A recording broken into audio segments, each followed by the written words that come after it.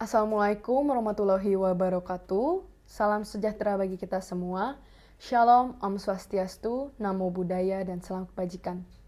Perkenalkan, nama saya Angelin Jordan dari kelas B dengan NIM 21095111066.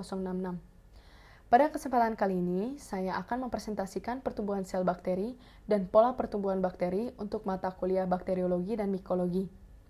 Adapun dosen pengampu mata kuliah ini adalah Profesor Dr. Hewan Inengah Kertabesung, MSI. Bakteri.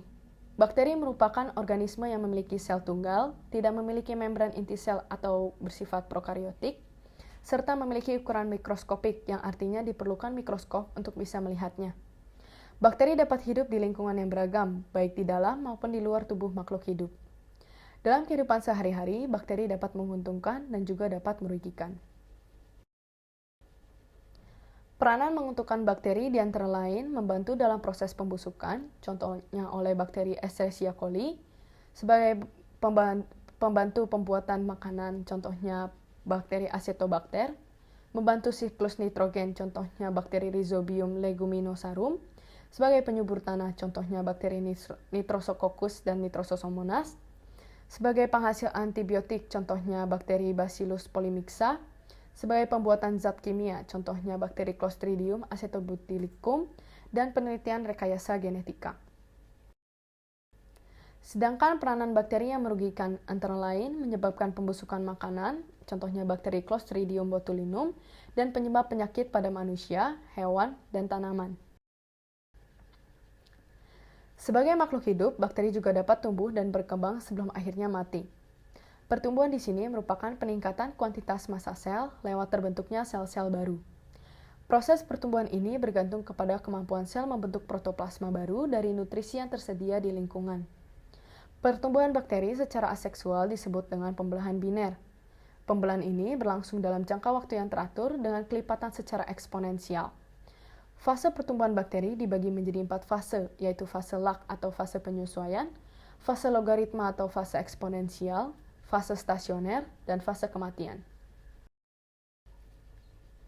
Berikut merupakan gambaran fase pertumbuhan bakteri. Yang di sini merupakan fase lag, di sini merupakan fase log, yang ini merupakan fase stasioner, dan ini merupakan fase kematian.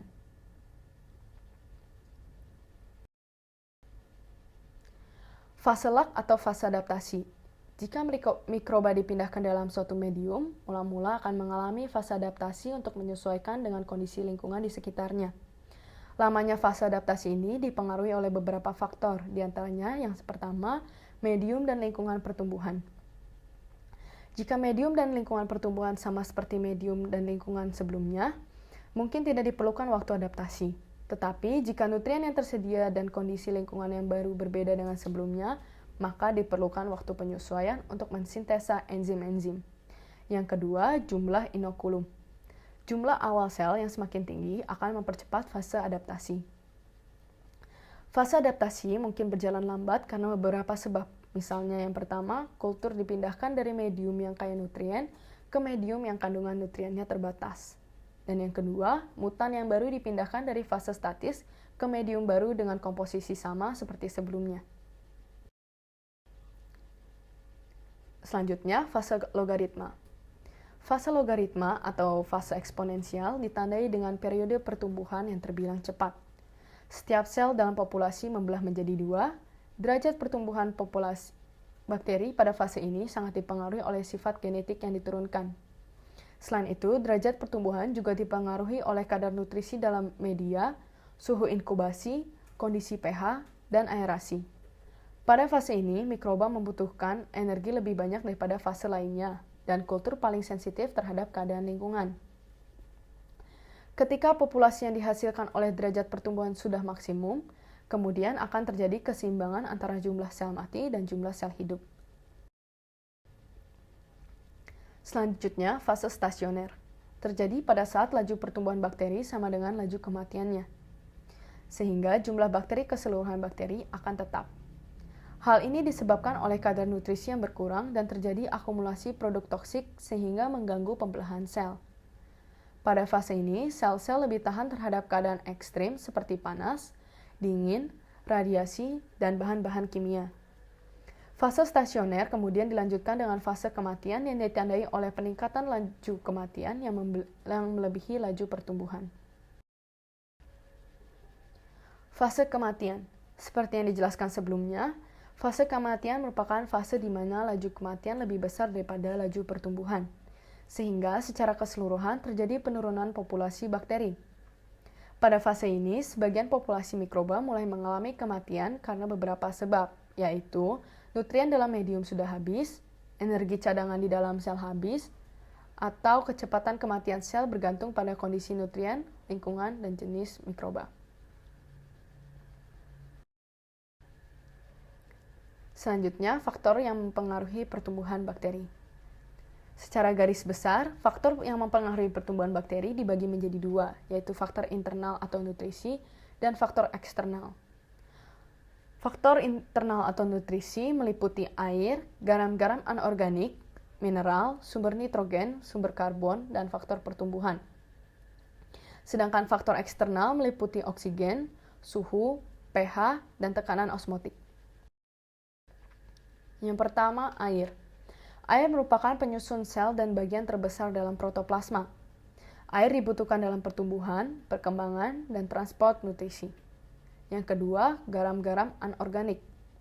Garam-garam anorganik dibutuhkan untuk mempertahankan keadaan koloidal, mengatur tekanan osmotik dalam sel, memelihara keseimbangan asam basa, dan sebagai bagian dari enzim, serta sebagai aktivator reaksi enzim. Yang ketiga, mineral. Mineral terdiri atas belerang, fosfor-fosfat, magnesium, ferumato besi, kalium, dan kalsium sebagai aktivator enzim. Yang keempat, sumber nitrogen. Sumber nitrogen merupakan hal yang penting karena 10% berat kering sel bakteri terdiri dari nitrogen. Sumber nitrogen ini dibutuhkan untuk pertumbuhan dan metabolisme bakteri.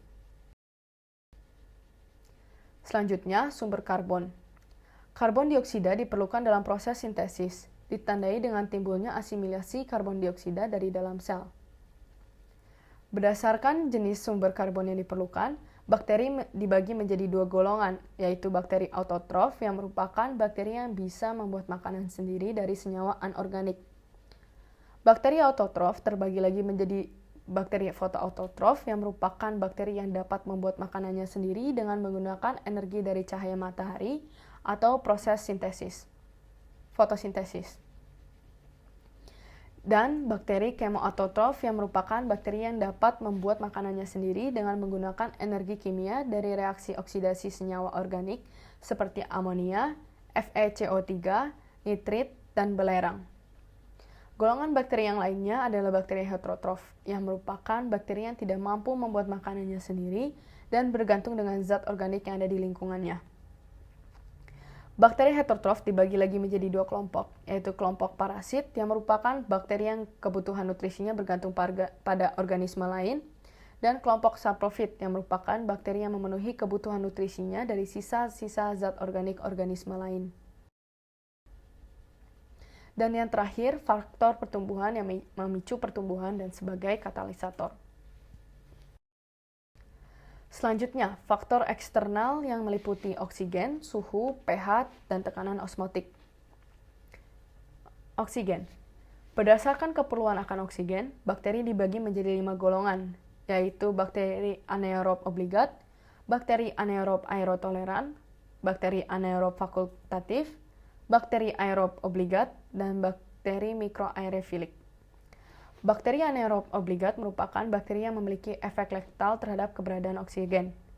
Bakteri anaerob aerotoleran merupakan bakteri yang dapat mentolerir keberadaan oksigen, tetapi tidak dapat tumbuh atau melakukan proses metabolisme. Bakteri anaerob fakultatif merupakan bakteri yang dapat tumbuh baik secara oksidatif maupun secara anaerob. Bakteri aerob obligat merupakan bakteri yang mutlak memerlukan oksigen bebas dalam hidupnya. Dan yang terakhir, bakteri mikroaerofilik yang merupakan bakteri yang membutuhkan oksigen untuk tetap hidup, tetapi dalam jumlah yang sedikit. Suhu. Berdasarkan batasan suhu pertumbuhannya, bakteri dibagi menjadi atas 3 golongan, yaitu sikrofilik, mesofilik, dan termofilik. Bakteri sikrofilik tumbuh pada suhu 0-30 derajat Celcius dengan suhu optimum 10-20 derajat Celcius. Bakteri mesofilik tumbuh pada suhu 20-60 derajat Celcius dengan suhu optimum 25-40 derajat Celcius. Bakteri termofilik yang tumbuh pada suhu 40-80 derajat Celcius dengan suhu optimum 55 derajat sampai 65 derajat Celcius. pH. Kebanyakan bakteri patogen mempunyai pH optimum 7,2 sampai 7,6. Meskipun suatu perbenihan pada mulanya baik bagi suatu bakteri, tetapi pertumbuhan selanjutnya juga akan terbatas karena produk metabolisme kuman itu sendiri. Berdasarkan pH,